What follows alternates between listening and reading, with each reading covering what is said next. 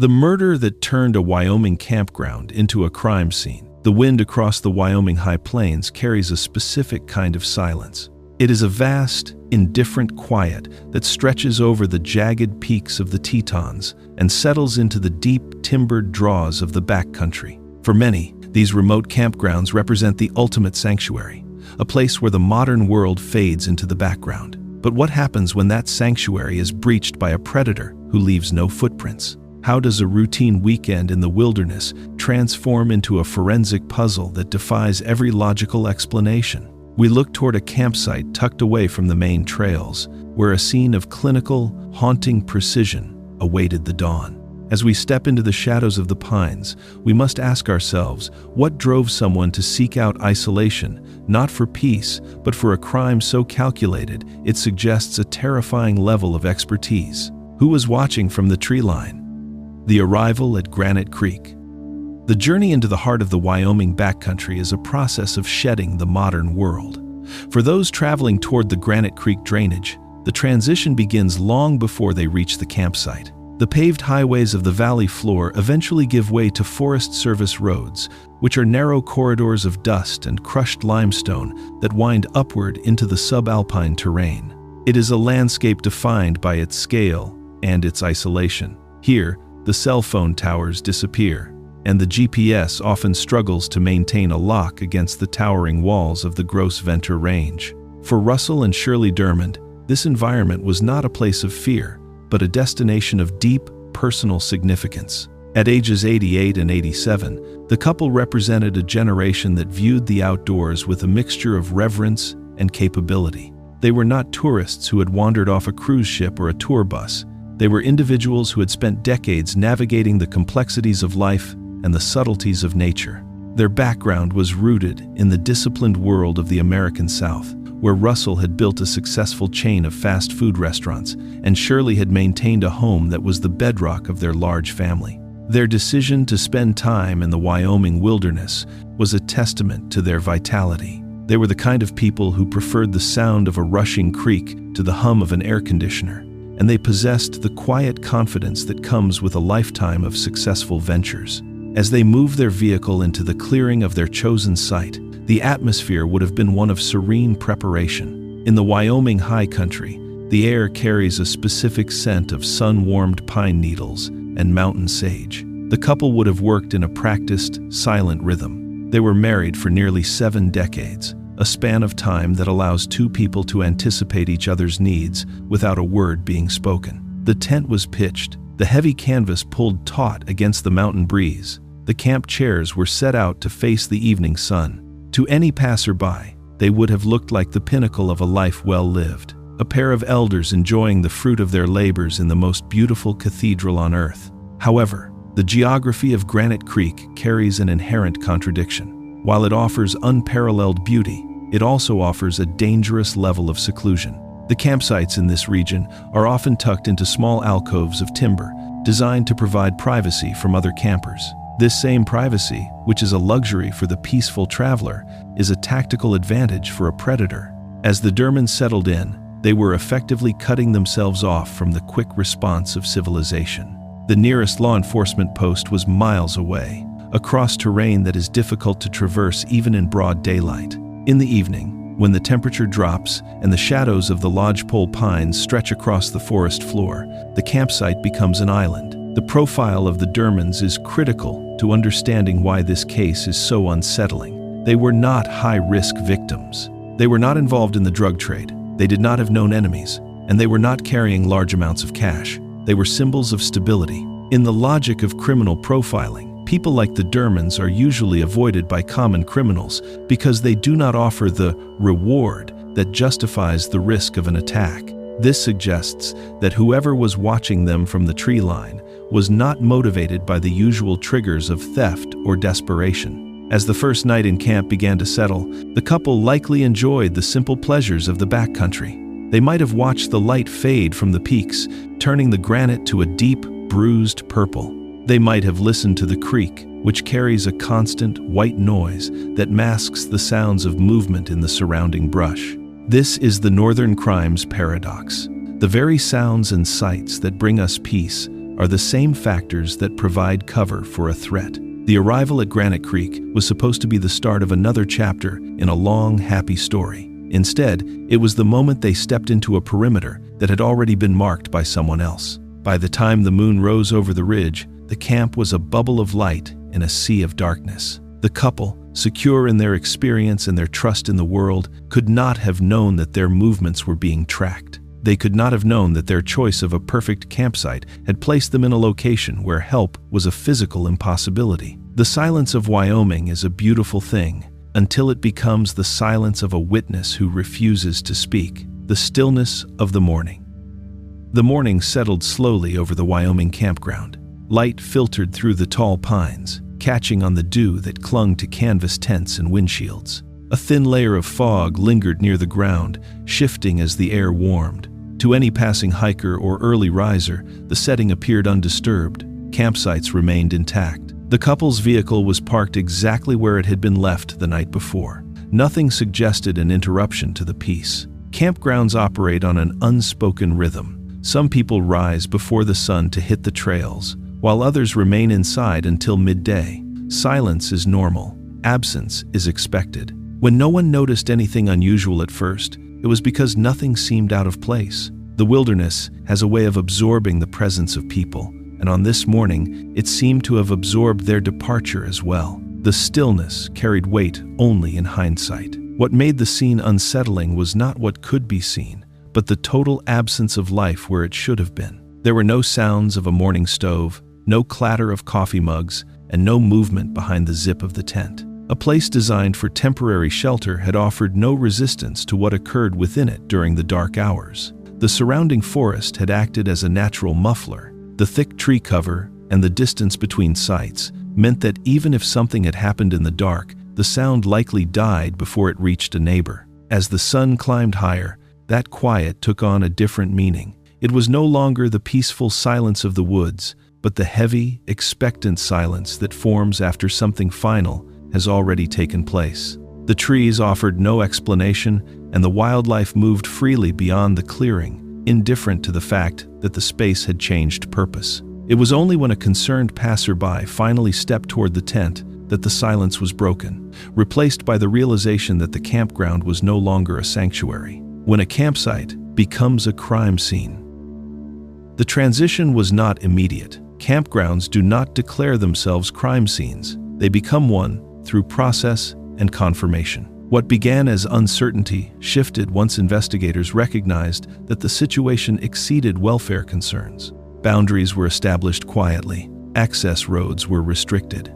Movement through the campground slowed.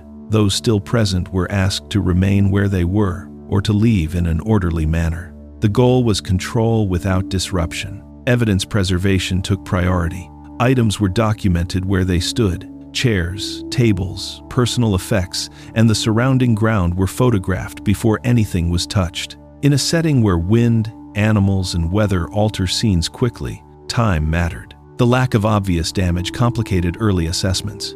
There were no broken structures, no displaced property, no indicators of forced entry. Campgrounds are open by design. Access requires no permission. Investigators noted what remained unchanged.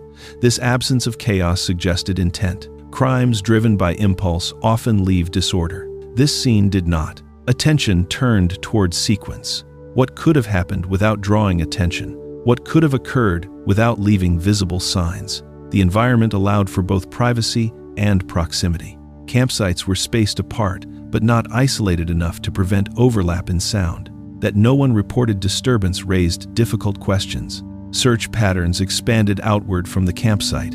Immediate surroundings were examined for signs of struggle or movement. Tracks were limited. Ground cover obscured impressions. The forest floor absorbed evidence quickly. The crime scene extended beyond the visible boundary of the campsite. Investigators treated nearby paths, tree lines, and access points as part of the same space.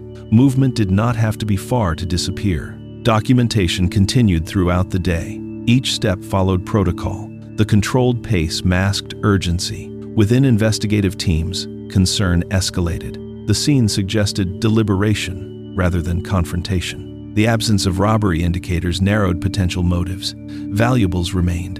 Vehicles were undisturbed. There was no sign of intrusion for gain. What remained was violence without incentive. That uncertainty carried weight. As information was relayed to supervisory agencies, the classification shifted. This was no longer an isolated incident. It was a homicide investigation in an open environment. Media presence increased at the perimeter. Details were withheld. Premature disclosure risked compromising evidence that was already minimal. The restraint frustrated public curiosity but protected the case. Campgrounds are meant to reset daily. Occupants arrive and leave without legacy. A crime interrupts that cycle. Once tape goes up, the space changes purpose. By evening, the campground stood altered, not in appearance, but in function. The land had been assigned, meaning it could not shed. The investigation moved forward, but the scene had already said what it could. It revealed control. It revealed restraint. It revealed nothing else. A discovery in the pines. The transition from a peaceful morning to a crime scene often begins with a series of small, unsettling observations. In the high country of Wyoming, a campsite left unattended for too long is a beacon to rangers and seasoned hikers alike. An unextinguished fire pit or a tent flap fluttering incessantly in the wind suggests a departure that was either hurried or unintended. When the first witnesses approached the site where the couple had settled, the silence was no longer the tranquil hush of nature. It was the heavy, expectant silence of a place where something has gone terribly wrong. The air around the camp felt stagnant, undisturbed by the usual sounds of morning coffee or the clatter of camp stove prep. The discovery of the scene was not marked by chaos but by a chilling sense of order. There were no signs of a struggle, no shredded fabric, no overturned chairs, and no scattered belongings to suggest a desperate fight for survival. This lack of disturbance is perhaps the most haunting detail for investigators. It points to a situation where the victims were either completely surprised or were confronted by a force so overwhelming that resistance felt impossible. In the context of the Wyoming backcountry, where every sound echoes against the canyon walls, the idea of a silent abduction or murder is a logistical nightmare for local law enforcement. It implies a level of stealth that is rare, even among the most experienced woodsmen. As the first responders secured the perimeter, they were struck by the clinical nature of the scene. The couple's belongings remained inside the tent, untouched. Wallets, jewelry, and expensive outdoor gear sat in plain sight, immediately stripping away the theory of a robbery gone wrong. This was not a crime of opportunity fueled by desperation or greed. It was something far more surgical. The investigation shifted focus to the physical state of the campsite itself. In the dirt surrounding the tent, there were few footprints to be found. The dry, pine needle-strewn floor of the Wyoming forest is notoriously difficult for tracking, yet the absence of heavy scuff marks or deep impressions suggested that whoever entered the camp did so with deliberate, light steps. The most disturbing revelation came with the discovery of the remains. Similar to the case of Russell and Shirley Dermond, the physical evidence left behind was minimal, but the condition of the scene was profound in its cruelty. The absence of a specific part of the remains or the specific positioning of the bodies suggested a ritualistic or trophy-taking element. In a landscape where predators like grizzly bears or mountain lions are a constant threat, the injuries found on the victims did not align with a wild animal attack. There were no jagged tears or scattered remains indicative of a scavenger. Instead, the cuts were clean. They were the work of a sharp blade held by a steady, human hand. Forensic teams faced an uphill battle from the moment they arrived. The high altitude and fluctuating temperatures of the Wyoming nights can alter the timeline of a crime significantly. Cold air can preserve evidence, but the intense ultraviolet rays of the high-elevation sun and the constant sweep of the wind tend to degrade DNA and trace fibers at an accelerated rate. Every hour that passed before the discovery was an hour where the environment worked to erase the killer's identity.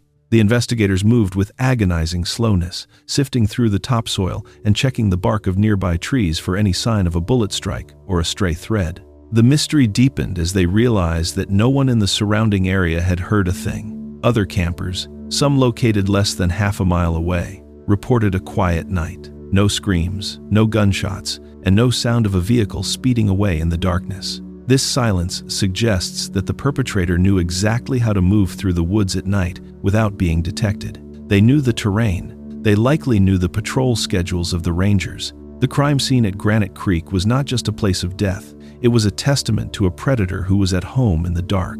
It left the community and the authorities with a terrifying question. How do you catch a shadow that leaves no trace in the dust? The missing piece. One victim was present, the other was not. This imbalance redirected the investigation immediately. Homicide scenes rarely present asymmetrically.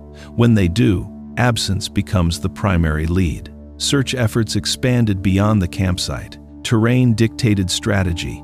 Dense forest limited visibility. Water sources introduced additional risk factors. Wildlife presence complicated interpretation. Investigators evaluated whether the missing individual had left voluntarily. The scene did not support that conclusion. Personal items remained. Travel plans showed no deviation. No communication indicated intent to separate. The possibility of an accident was considered and set aside.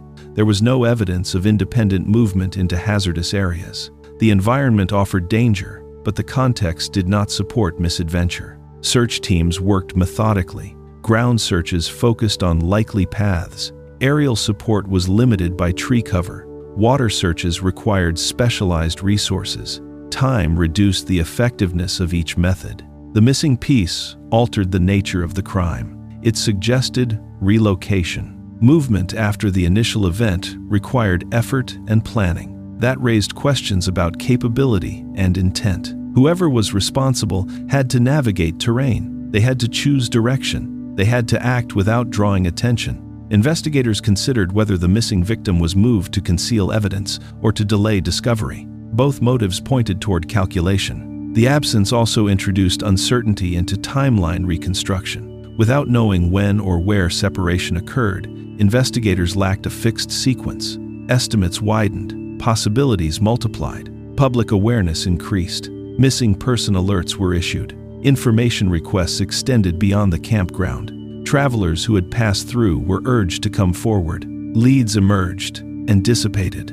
Tips described unfamiliar vehicles. Sightings lacked verification. Distance between reports weakened relevance. As days passed, the environment continued its work. Weather altered conditions. Wildlife moved freely. Evidence degraded. When remains were eventually located, the discovery answered one question and raised several others. Location mattered. Distance mattered. Condition mattered. The missing piece returned, but context did not. The separation between the initial scene and the recovery site suggested intent rather than impulse. It indicated a decision point. That decision remained unexplained. The recovery closed the missing persons phase but deepened the homicide investigation. What began as absence became a central feature of the crime. Without that absence, the case might have followed familiar patterns. With it, the investigation faced a different challenge, understanding not only what happened, but why the crime unfolded in stages. The missing piece did not complete the picture. It revealed how incomplete it already was. The geography of an investigation. The Wyoming backcountry is not merely a setting for a crime. It is an active participant in its concealment. When investigators began to map the area surrounding the Granite Creek camp, they were confronted with a geographic reality that makes traditional police work almost impossible. Wyoming is a land of verticality and immense scale, where a suspect can disappear into 1,000 square miles of roadless forest in a matter of minutes. The specific location of this crime was situated at a crossroads of natural corridors that act as invisible highways for those who know how to navigate them. The primary challenge in a rural investigation of this magnitude is the sheer number of escape routes that do not involve asphalt. To the north and west, the terrain rises into the Gros Ventre wilderness, a jagged landscape of limestone cliffs and dense timber where the wind can erase a scent trail in seconds. To the south, the drainage opens into a series of interconnected ridgelines that lead toward the Hoback River.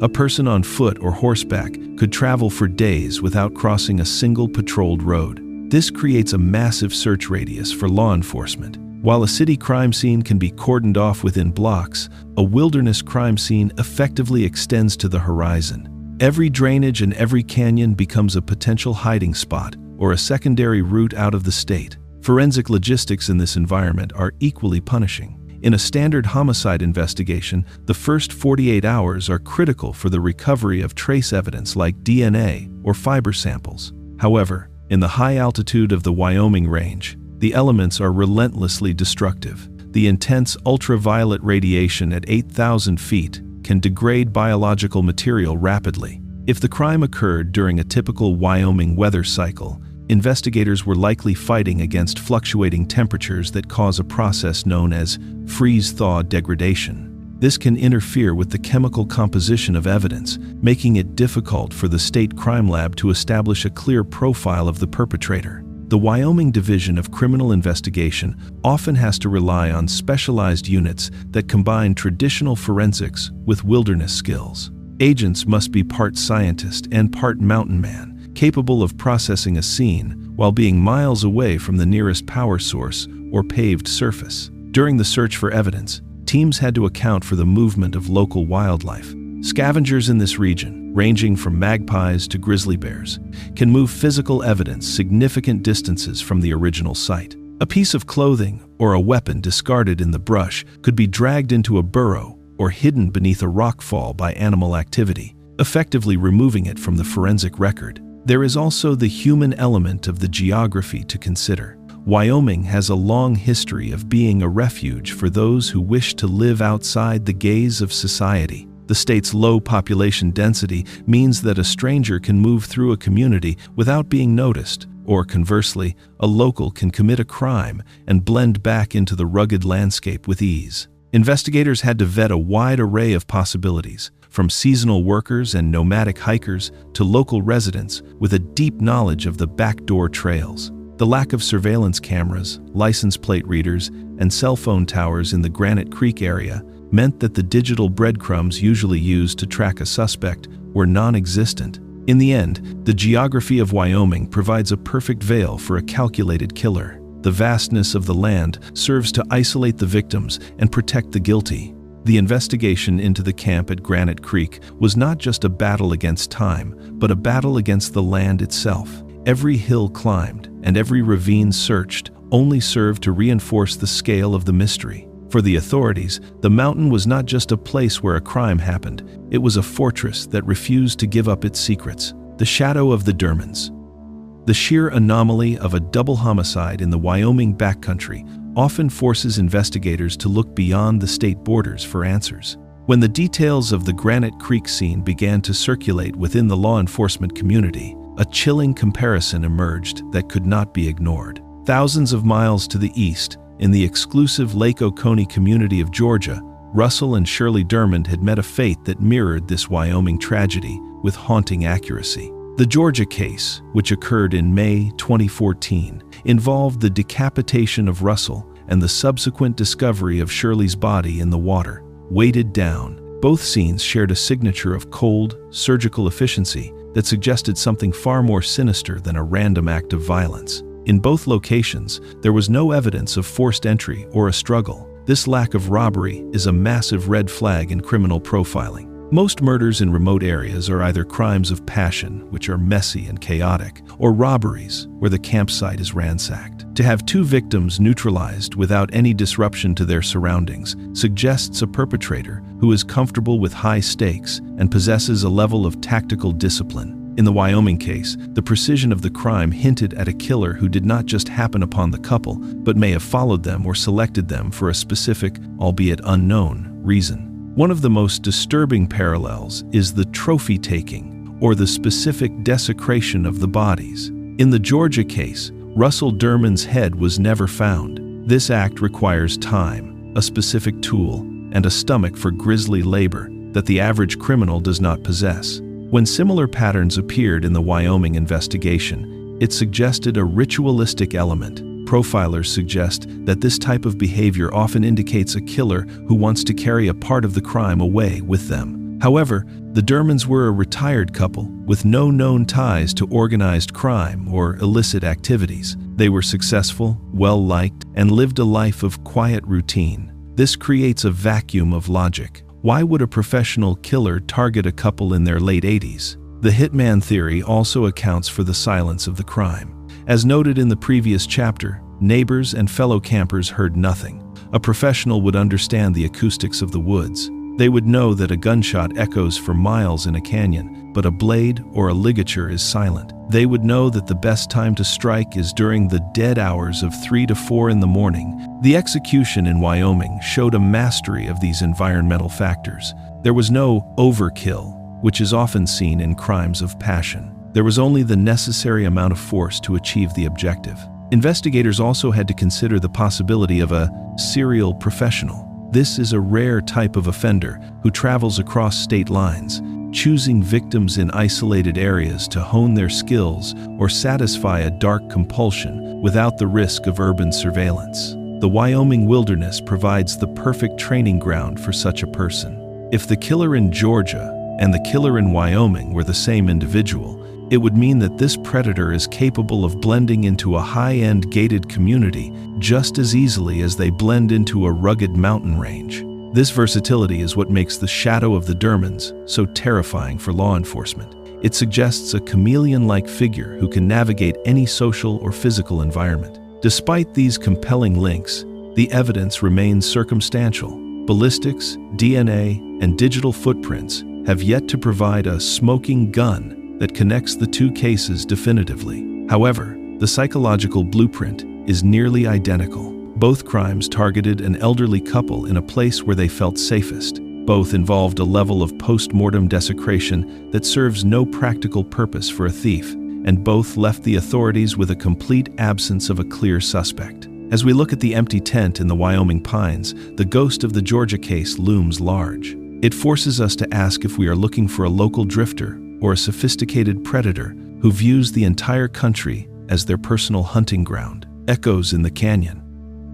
The aftermath of a crime in the Wyoming backcountry does not dissipate like the morning fog. Instead, it settles into the collective memory of the local community, creating a lingering sense of unease. For the residents of the nearby towns and the seasonal campers who frequent Granite Creek, the murder of a couple so similar to the Dermans shattered the illusion of the wilderness as a safe harbor.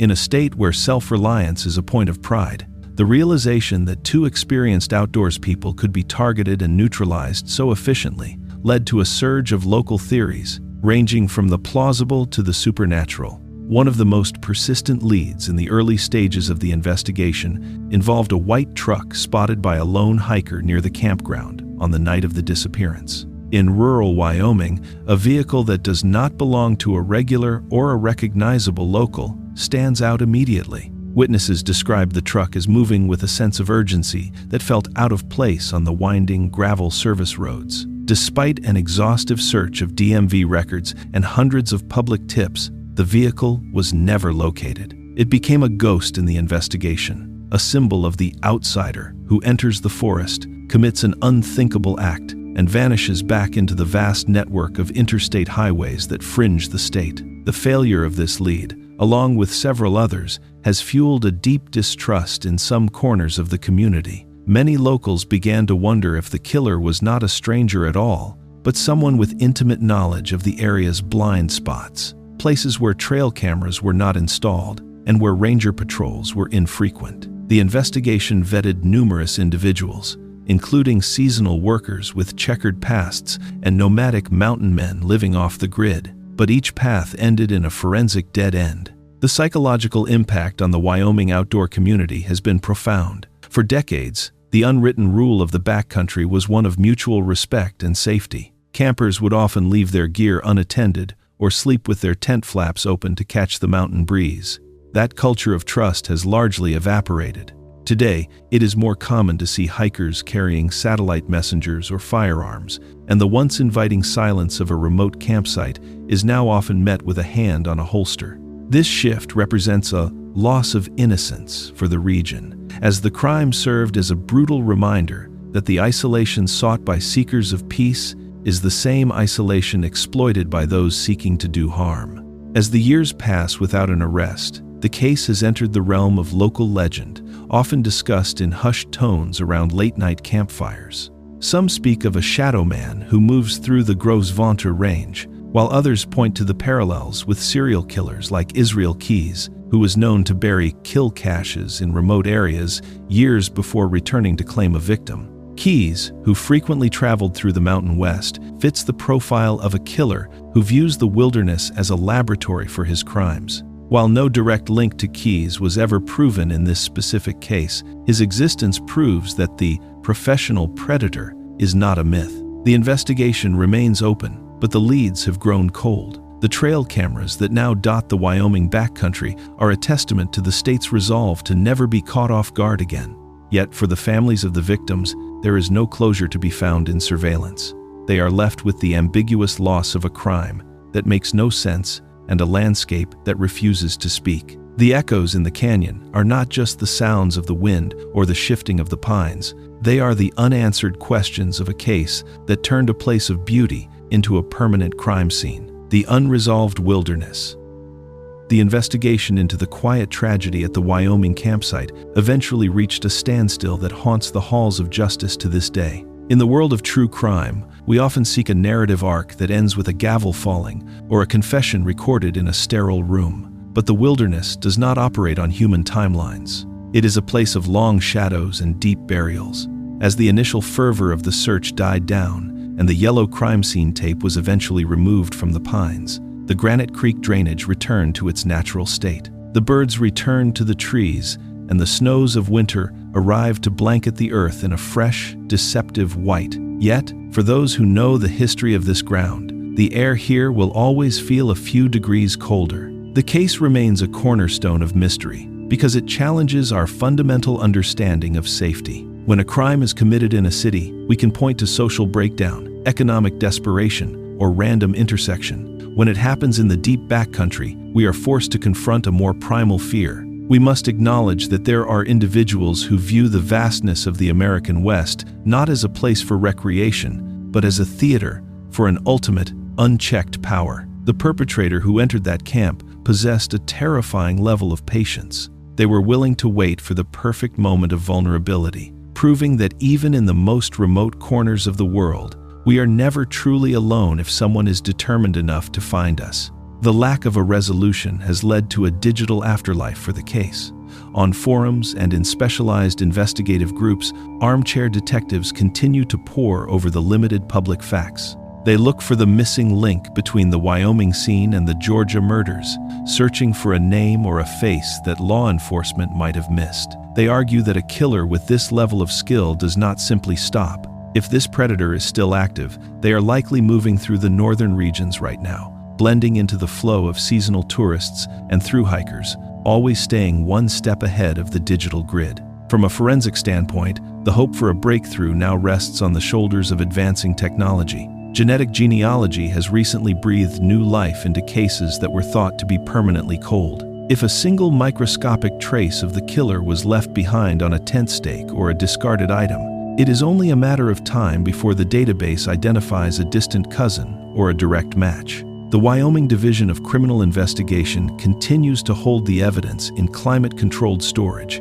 They understand that while the killer may have mastered the geography of the mountain, they cannot outrun the inevitable march of genetic sequencing. The legacy of the victims is not defined by their final moments, but by the search for truth that continues in their name. They were people who loved the wild, who found peace in the rustle of the wind and the clarity of the mountain air. It is a bitter irony that the environment they cherished provided the cover for their undoing. Their story serves as a somber reminder to every traveler who ventures into the backcountry. It reminds us to be aware of our surroundings, to respect the power of the unknown, and to remember that the beauty of the landscape can often mask a profound and silent danger. As the sun sets over the Gros Ventre Range, casting a final, golden light across the peaks, the silence returns to Granite Creek. The mystery of what happened in those woods remains locked away, guarded by the ancient stone and the towering timber. We are left with the facts, the theories, and the chilling realization that some predators never leave the woods.